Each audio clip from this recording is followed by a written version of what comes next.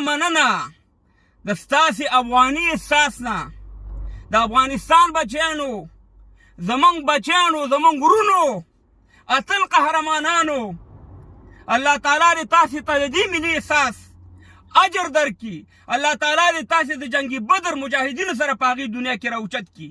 ځکه یو تاسې دا ملي احساس، یو ملي سوچ، یو ملي میسج هم پرون ورکو، کوم چې د افغانستان او د بنګلادیش ترمنځ د ایشیا کپ میچ و په لاهور کې، او تاسې راغلې د افغانستان کرکټ ټیم هم سپورټ کو، خپل درې رنګه ملي بیرغ هم راواغستو، خپل ملي سرود، خپل ځوانان یو بل سره وکاتل. او دا په هغه لاهور کې، په هغه پنجاب کې چې 15 کاله د پښتنو د افغانانو په وینو باندې نه مړېږي.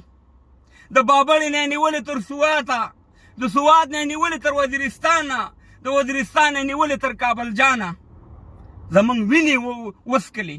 مګر تاسې پرونی میسج دا ورکو چې افغانان الحمدلله ژوندي دي او ملي فکر او ملي سوچ لري.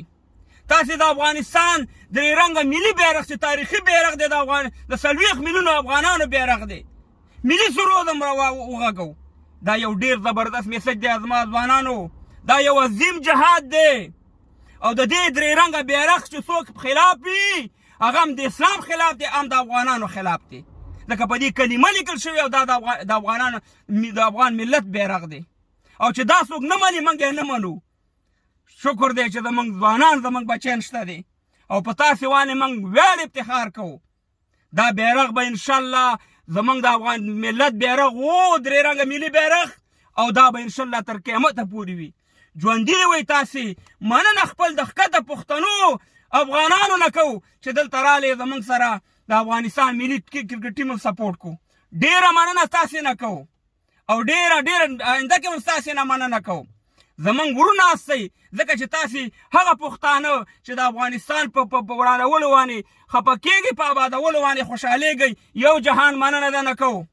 او موږ او تاسې یو وو، یو به یو، او یو به انشاءالله یو په آینده کې. ژوندی دې وي افغانستان ملت، ژوندي دې وي زموږ ځوانان، ژوندي دې وي دغه ملي احساس. انشاءالله تر قیامته پورې به خپل په ملي شیانو باندې ودرېږو. زنده باد افغانستان، زنده باد لر او بر یو افغان او پښتون. د جنگ لوګو غوندې بدرنګو خلکو، خپلو وسلو غوندې بېننګو خلکو، زما جانان جانان وطنه افغان وطنه.